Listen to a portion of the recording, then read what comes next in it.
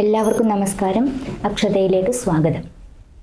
കഴിഞ്ഞ ദിവസം ഒരു ചെറുപ്പക്കാരനോട് ഞാൻ ചോദിച്ചു, ആദ്യത്തെ ശമ്പളം കിട്ടിയിട്ട് എന്താണ് ചെയ്തത് എന്ന്.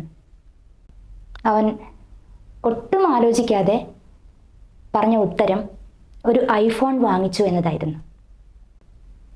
രണ്ടാമത്തെ ശമ്പളം കിട്ടിയപ്പോൾ എന്തു ചെയ്തു എന്ന് ചോദിച്ചു. അപ്പോൾ അവൻ പറഞ്ഞു, അച്ഛന് നല്ലൊരു വാച്ച് വാങ്ങിക്കൊടുത്തു. നല്ല കാര്യം. മൂന്നാമത്തെ ശമ്പളം കിട്ടിയപ്പോൾ എന്ത് ചോദിച്ചു എന്ന് ചോദിച്ചപ്പോൾ അവൻ അല്പമൊന്ന് ആലോചിച്ചു. പിന്നെ അവൻ പറഞ്ഞത്, ഞാൻ സമ്പാദിക്കാൻ തുടങ്ങി എന്നായിരുന്നു. സേവിങ്സ്. നല്ല കാര്യം. ഇപ്പോഴത്തെ ചെറുപ്പക്കാർക്ക് നല്ല ലക്ഷ്യബോധമുണ്ട്. വളരെ നല്ല കാര്യം. ആദ്യത്തെ ശമ്പളം കൊണ്ട് അവനൊരു ഐഫോൺ വാങ്ങിച്ചു. രണ്ടാമത്തെ ശമ്പളം കൊണ്ട് അതിലൊരു ചെറിയ ഭാഗം എടുത്തിട്ടാണ് അച്ഛനൊരു വാച്ച് വാങ്ങിക്കൊടുത്തു. മൂന്നാമത്തെ ശമ്പളം മുതൽ അവൻ സമ്പാദിക്കാൻ തുടങ്ങി. 24 വയസ്സ് മാത്രം പ്രായമുള്ള ആ ചെറുപ്പക്കാരനോട് എനിക്ക് നല്ല ബഹുമാനം തോന്നി. പക്ഷേ അത്ര തന്നെ സങ്കടവും തോന്നി. എന്താ കാര്യമെന്നല്ലേ?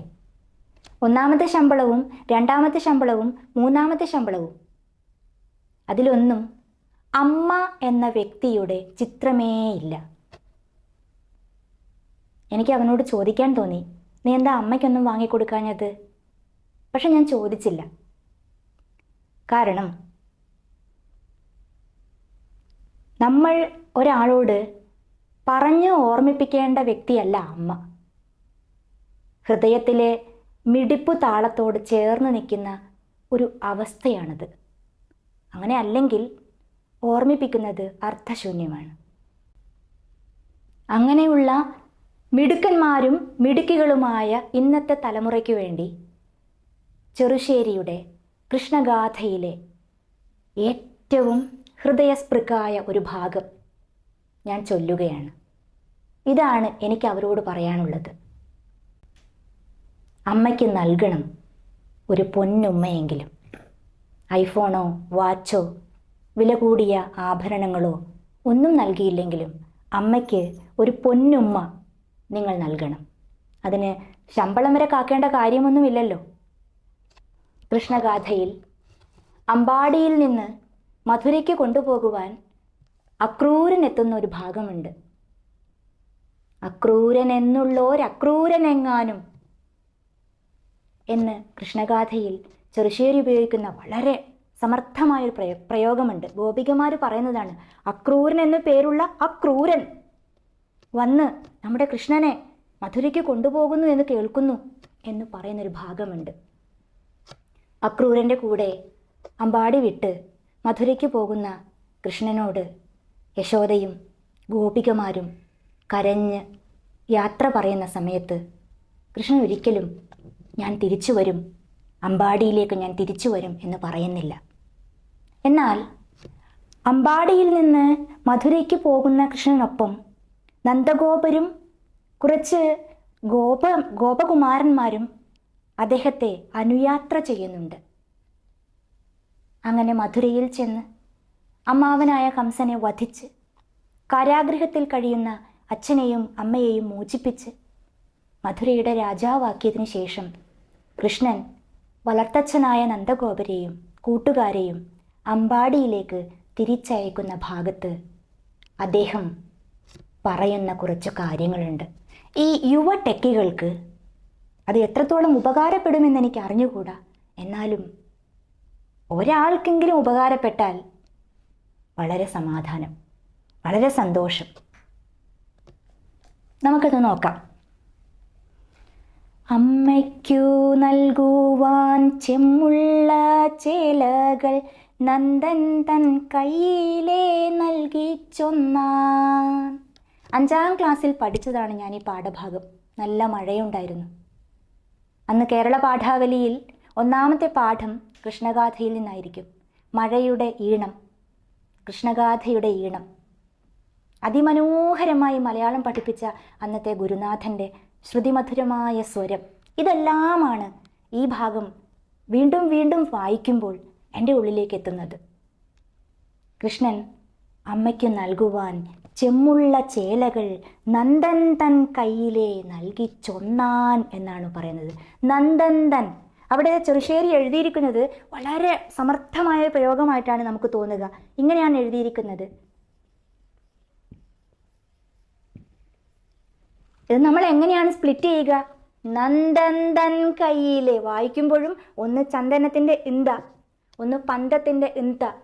നന്ദന്തൻ കയ്യിലെ, ഇത് നന്ദഗോപർ എന്ന നന്ദൻ തൻ, നന്ദൻ തൻ കയ്യിലെ. എത്ര മനോഹരമായ, എത്രയ്ക്ക് ബുദ്ധിപൂർവമായ ഒരു പ്രയോഗമാണ്.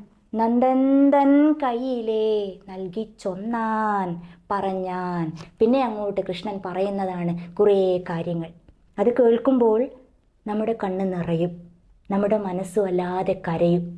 ഇത്രയെല്ലാം കരുതൽ കൃഷ്ണന് അമ്പാടിയിലെ യശോദാമ്മയോട് ഉണ്ടായിരുന്നല്ലോ എന്ന് തോന്നും. എന്താണ് പറയുന്നത് നോക്കാം. അമ്മയ്ക്കു നൽകുവാൻ ചെമ്മുള്ള ചേലകൾ നന്ദൻ കയ്യിലെ നൽകി ചൊന്നാൻ. ചെമ്മുള്ള ചേലകൾ, അവിടെയാണ് ചെം ഉള്ള ചേലകൾ. ചെം എന്നതിന് ചെമപ്പ് എന്ന ഒരു അർത്ഥമുണ്ട്. പിന്നെയോ മനോഹരമായ എന്നൊരർത്ഥമുണ്ട്. അപ്പോൾ മനോഹരമായ ചെമന്ന ചേലകൾ എന്നാവാം, നല്ല ഭംഗിയുള്ള ചെമന്ന പട്ടുസാരികൾ എന്നാവാം. കാരണം കൃഷ്ണൻ ഇപ്പോൾ ദ്വാരകയിലാണ്, രാജാവാണ്, അദ്ദേഹത്തിന് അതിനുള്ള കഴിവുണ്ട്, പ്രാപ്തിയുണ്ട്. അതുകൊണ്ട് തന്നെ മനോഹരമായ പട്ടുചേലകൾ, ചെമന്ന ചേലകൾ അമ്മയ്ക്കു വേണ്ടി നന്ദൻ തൻ വളർത്തച്ഛനായ നന്ദഗോപരുടെ കയ്യിൽ നൽകി ചൊന്നാൻ, പറഞ്ഞാൻ.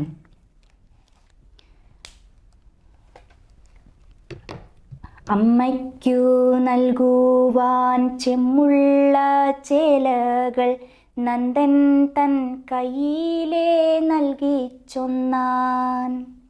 നൽചേല നാലുമെന്നമ്മ തൻ കയ്യിലെ ഇച്ഛയിൽ നൽകേണമിന്നു തന്നെ. എന്നമ്മ തന്നോടു ചൊല്ലേണം പിന്നെ നീ എന്നെ മറക്കൊല്ല എന്നിങ്ങനെ. എന്നമ്മ തന്നോടു ചൊല്ലേണം പിന്നെ നീ എന്നെ മറക്കൊല്ല എന്നിങ്ങനെ. പാൽവെണ്ണയുണ്ണാഞ്ഞു വേദനയുണ്ടുള്ളിൽ പാരമെനിക്കെന്നു ചൊൽക പിന്നെ. വെണ്ണയും പാലുമിങ്ങാരാനും പോരുന്നോർ ഉണ്ടെങ്കിൽ മെല്ലെ വരുത്ത വേണം. അവിടെ ഒന്ന് ഞാൻ വരി മുറിക്കുകയാണ്. എന്തെന്ന് വെച്ചാൽ അന്ന് ഹോസ്റ്റലിൽ പഠിക്കുന്ന കാലമൊന്നുമല്ല. എത്ര ദീർഘദർശിയാണ് ഈ മഹാകവി ചെറുശ്ശേരി. 15-ാം നൂറ്റാണ്ടിൽ ജീവിച്ചിരുന്നു എന്ന് നമ്മൾ വിശ്വസിക്കുന്ന ഒരു കവി. അദ്ദേഹം എത്ര ദീർഘദർശിയായിട്ടാണ് കാലങ്ങൾക്ക് മുന്നേ സഞ്ചരിച്ചു. ഇന്ന് നമ്മുടെ കുഞ്ഞുങ്ങൾ ഹോസ്റ്റലിൽ പഠിക്കുന്ന കാലം, വീട് വിട്ട് വിദൂരങ്ങളിൽ പോയി പഠിക്കുന്ന കാലം, അവർക്കു വേണ്ടി നമ്മൾ അമ്മമാർ വീട്ടിൽ നിന്ന് ഭക്ഷണങ്ങളും അവർക്ക് ഇഷ്ടമുള്ള ആഹാര പദാർത്ഥങ്ങളും ഉണ്ടാക്കി കൊണ്ടുകൊടുക്കുന്ന കാലം. അന്ന് ആ കാലത്ത് ചെറുശ്ശേരി അത് മനക്കണ്ണാടിയിൽ കണ്ട് കവിതയിൽ എഴുതി എന്ന് പറയുമ്പോൾ എത്രയ്ക്ക് ദീർഘദർശികളാണ്, എത്രയ്ക്ക് കാലങ്ങൾക്കൊപ്പം സഞ്ചരിക്കുന്നവരാണ് ആ മഹാകവികൾ. ഒന്ന് വീണ്ടും ഒന്ന് നോക്കൂ. വെണ്ണയും പാലും ഇങ്ങാരാനും പോരുന്നോരുണ്ടെങ്കിൽ മെല്ലെ വരുത്ത വേണമെന്നാണ് പറയുന്നത്. അവിടുന്ന് ആരെങ്കിലും ഇങ്ങോട്ട് വരുന്നുണ്ടെങ്കിൽ അവരുടെ കയ്യിൽ വെണ്ണയും പാലും ഒക്കെ കൊടുത്തു വിടണം. പ്രവാസികളായ മക്കൾക്ക്, വിദൂരങ്ങളിൽ ജോലി ചെയ്യുന്ന മക്കൾക്ക് അമ്മമാർ ആരെങ്കിലും പോകുന്നവരുണ്ടെങ്കിൽ അവരുടെ കയ്യിൽ ദാ എൻ്റെ ഉണ്ണിക്ക് ഇതൊന്ന് കൊടുത്തു വിടണേ എന്ന് പറഞ്ഞ് കൊടുത്തു വിടാറില്ലേ? അത്രയ്ക്ക് മനോഹരമായി ആ കവി കാലങ്ങൾക്ക് മുന്നേ സഞ്ചരിച്ചിരിക്കുന്നു. വാഴപ്പഴങ്ങളും വണ്ണം തീരണ്ടവ കേഴുവനല്ലായികയിലെന്നു ചൊൽവു. ചിറ്റാടയുണ്ടു ഞാൻ പെട്ടകം തന്നുള്ളിൽ, മറ്റാരും കാണാതെ വച്ചു പോന്നു. ഊനപ്പെട്ടില്ലല്ലി എന്നതേ ചിന്തിച്ചു, ദീനമാകുന്നു തൻ മനസത്തിൽ. മഞ്ഞൾ പിഴിഞ്ഞുള്ള കൂറകളൊന്നുമേ മങ്ങാതെ മാനിച്ചു കൊള്ളേണം നീ. മഞ്ഞൾ പിഴിഞ്ഞുള്ള കൂറകളൊന്നുമേ മങ്ങാതെ മാനിച്ചു കൊള്ളേണം നീ. കൂറ എന്ന് പറഞ്ഞാൽ വസ്ത്രം. കൃഷ്ണൻ്റെ ഇഷ്ടവസ്ത്രം മഞ്ഞ നിറമുള്ള ചേലയാണ്. നമുക്കറിയാം, മഞ്ഞ വസ്ത്രം ധരിച്ച പീതാംബര വസ്ത്രധാരിയായ കൃഷ്ണൻ അമ്പാടി വിട്ടു വന്ന് മധുരയിൽ നിന്നുകൊണ്ട് നന്ദഗോപരോട് പറയുകയാണ്, അമ്പാടിയിലേക്ക് തിരിച്ചു ചെന്നാൽ യശോദാമ്മയോട് പറയണം, മഞ്ഞൾ പിഴിഞ്ഞുള്ള എൻ്റെ കുപ്പായങ്ങൾ, എൻ്റെ ചേലകൾ മങ്ങാതെ മാനിച്ചു കൊള്ളേണം നീ, പരിപാലിക്കണമേ. ഞാൻ ഇനിയും വരും, ഞാൻ ഇനിയും അങ്ങോട്ട് വരുമ്പോൾ എനിക്കിടാൻ എൻ്റെ പഴയ കുപ്പായങ്ങളൊക്കെ അവിടെ ഉണ്ടാവണം എന്ന് ഓർമ്മിപ്പിക്കുന്നു. എത്ര ഗൃഹാതുരമാണ് ആ വരികൾ. പിന്നെയും, പിള്ളാരെ നുള്ളി ഞാൻ എന്നങ്ങു ചൊല്ലിയിട്ടു, പീലി കൊണ്ടെന്നെ അടിച്ചാളമ്മ. കേണു കൊണ്ടന്നു വഴക്കായി പോയി ഞാൻ, ഊണിന്നു വാരാതെ നിന്ന നേരം. തിണ്ടമായെന്നതിന്നു നീ നൽകീന, കണ്ടിക്കൻ ചേല മറക്കൊല്ലാതെ. പൊങ്ങീനോരാശ പുലമ്പി നിന്നിടുന്ന, കിങ്ങിണി എങ്ങാനും വീഴൊല്ലാതെ. പാവകളൊന്നുമേ പാഴായി പോവാതെ, പാലിച്ചു കൊള്ളേണം പാരാതെ നീ. എൻ്റെ പാവക്കുട്ടികളെ നന്നായി പരിപാലിച്ചു കൊള്ളണം ഞാൻ വരുമ്പോഴേക്ക് എന്നാണ് പറയുന്നത്. പാവകളൊന്നുമേ പാഴായി പോവാതെ, പാലിച്ചു കൊള്ളേണം പാരാതെ നീ. ചീണുറ്റു നിന്നുള്ളോരോണവില്ലൊന്നുമേ ഞാനൊറ്റു പോകൊല്ല ഞാൻ വരുമ്പോൾ. അമ്മയ്ക്ക് ഇത്രയ്ക്ക് സ്നേഹസമ്പന്നനായ ഒരു മകൻ, ഞാൻ ഇനി അവിടേക്ക് വരുമ്പോൾ എൻ്റെ കുഞ്ഞു കുഞ്ഞു കാര്യങ്ങളെല്ലാം ഇവിടെ സൂക്ഷിച്ചിട്ടുണ്ടാവണം എന്ന് ഓർമ്മിപ്പിക്കുന്ന മകൻ. അമ്മയ്ക്ക് ചെമ്മുള്ള ചേലകൾ നന്ദൻ തൻ കയ്യാലെ നൽകി വിട്ട മകൻ. എത്രയ്ക്ക് മനോഹരമായ ഒരു മാതൃ പുത്ര സ്നേഹത്തിൻ്റെ ബന്ധത്തിൻ്റെ എത്രയ്ക്ക് പവിത്രമായ ഒരു കഥയാണ് കൃഷ്ണഗാഥ. നമ്മുടെ കുഞ്ഞുങ്ങൾ ഈ പഴയ കവിതകളിൽ നിന്നും ഉൾക്കൊള്ളേണ്ടിരുന്ന കാവ്യ സംസ്കൃതി, ഈണത്തിൻ്റെയും നന്മയുടെയും താരാട്ടുകൾ ഇതെല്ലാം അവർ ഉൾക്കൊണ്ടിരുന്നുവെങ്കിൽ ആ 24 വയസ്സുള്ള മിടുക്കനായ ചെറുപ്പക്കാരൻ, അവനോട് ഞാൻ നിൻ്റെ ആദ്യ ശമ്പളം നീ എന്തു ചെയ്തു എന്ന് ചോദിക്കുമ്പോൾ വളരെ അഭിമാനത്തോടെ ഞാൻ എൻ്റെ ആദ്യ ശമ്പളത്തിന് ഒരു ഐഫോൺ വാങ്ങിച്ചു എന്നല്ല പറയുക. ഞാൻ എൻ്റെ ആദ്യ ശമ്പളത്തിന് എൻ്റെ അമ്മയ്ക്ക് ഏറ്റവും ഇഷ്ടമുള്ള നിറത്തിൻ്റെ എൻ്റെ അമ്മയ്ക്ക് ഇഷ്ടമുള്ളൊരു ഉടുപ്പ് വാങ്ങിക്കൊടുത്തു, ഒരു സാരി വാങ്ങിക്കൊടുത്തു. എത്ര മനോഹരമാകുമായിരുന്നു ആ മറുപടി. ഞാൻ വീണ്ടും വീണ്ടും എന്നെ തവം ചെയ്തനെ യശോദ എന്ന കീർത്തനം കേൾക്കാറുണ്ട്. അപ്പോഴെല്ലാം എൻ്റെ കണ്ണുകൾ കവിഞ്ഞൊഴുകും. ആ പാട്ടിനോട് ചേർത്ത് വയ്ക്കാവുന്നതാണ് കൃഷ്ണഗാഥയിലെ ഈ ഭാഗം. ഇനി എൻ്റെ സ്വന്തം അനുഭവം കൂടി ഞാനൊന്ന് പറയാം. എൻ്റെ പിതൃഭവനത്തിൽ നിന്ന് എൻ്റെ വിവാഹം കഴിഞ്ഞാണ് ഞാൻ അവിടുന്ന് ദീർഘകാലത്തേക്ക് മാറി നിൽക്കുന്നത്, എൻ്റെ പിതൃഭവനത്തിൽ നിന്ന്. അപ്പോൾ അവിടെ എൻ്റേത് എന്ന് പറയാൻ കുറച്ച് പുസ്തകങ്ങളുണ്ടായിരുന്നു. പിന്നെ ഞാൻ നിധി പോലെ സൂക്ഷിച്ച ഒരു സമ്മാനമുണ്ടായിരുന്നു. അത് ഡിഗ്രിക്ക് 3ാം റാങ്ക് കിട്ടിയപ്പോൾ പയ്യന്നൂർ കോളേജിൽ നിന്ന് കിട്ടിയ ഒരു സമ്മാനമായിരുന്നു. വെങ്കലത്തിൽ കൊത്തിയ ഒരു ഗരുഡൻ്റേത് പോലെയുള്ള രൂപമുള്ള ഒരു പക്ഷിപ്രതിമ, ഒരു ഭൂഗോളത്തിൽ നിന്നും ചിറകുയർത്തി പറക്കാൻ കൊതിക്കുന്ന ഒരു പക്ഷിയുടെ അതിമനോഹരമായ ഒരു സമ്മാനം. എൻ്റെ അത്രയും കാലത്തെ ജീവിതത്തിനിടയിൽ എനിക്ക് കിട്ടിയ ഏറ്റവും അമൂല്യമായ ഒരു സമ്മാനമായിരുന്നു അത്. വിവാഹം കഴിഞ്ഞ് പോകുമ്പോൾ ശരിക്കും ഒരു പെൺകുട്ടി അവളുടെ പിതൃഭവനത്തിൽ നിന്ന് വിവാഹിതയായി ഭർത്താവിൻ്റെ ഒപ്പം പോകുമ്പോൾ പിന്നീട് എപ്പോഴെങ്കിലും ഒരു വിരുന്നുകാരിയായിട്ട് മാത്രമാണ് അവിടേക്ക് വരുന്നത്. ഞാൻ അവിടുന്ന് പോകുമ്പോൾ എൻ്റെ അമ്മയോട് പറഞ്ഞത് 2 കാര്യങ്ങളായിരുന്നു. അമ്മേ, എൻ്റെ പുസ്തകങ്ങളെല്ലാം സൂക്ഷിക്കണം, എൻ്റെ ഗരുഡപക്ഷിയെയും സൂക്ഷിക്കണം.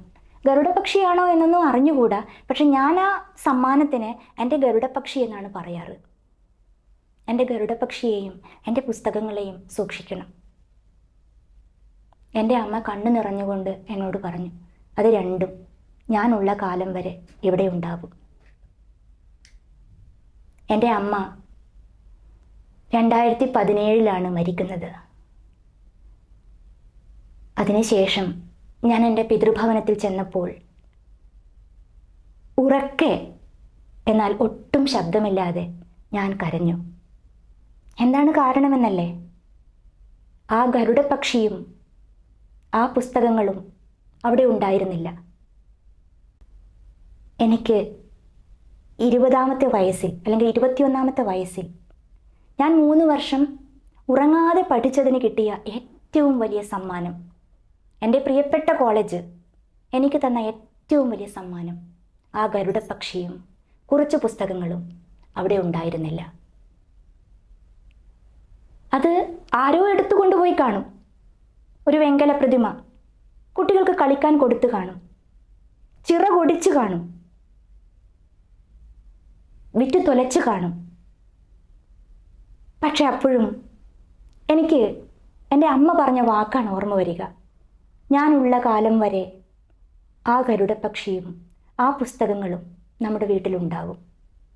അമ്മ പോയി കഴിഞ്ഞാണല്ലോ ആ ഗരുഡപക്ഷിയെ ആർക്കോ ചില്ലുവാനും പൈസയ്ക്ക് ആരോ വിറ്റുകളഞ്ഞത്. പിതൃഭവനങ്ങളിൽ നിന്ന്, ഇഷ്ട ഇടങ്ങളിൽ നിന്ന് നമ്മൾ പോകുമ്പോൾ നമ്മുടെ ഉടൽ മാത്രമേ പോകുന്നുള്ളൂ, നമ്മുടെ ഉയിർ അവിടെ തന്നെ ഉണ്ട്. തിരിച്ചു വരും ഞാൻ.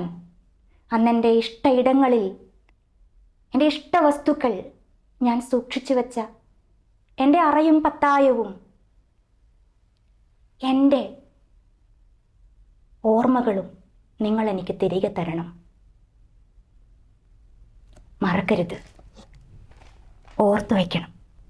ചേണുറ്റു നിന്നുള്ളോരോണവില്ലൊന്നുമേ ഞാണറ്റു പോകില്ല ഞാൻ വരുമ്പോൾ.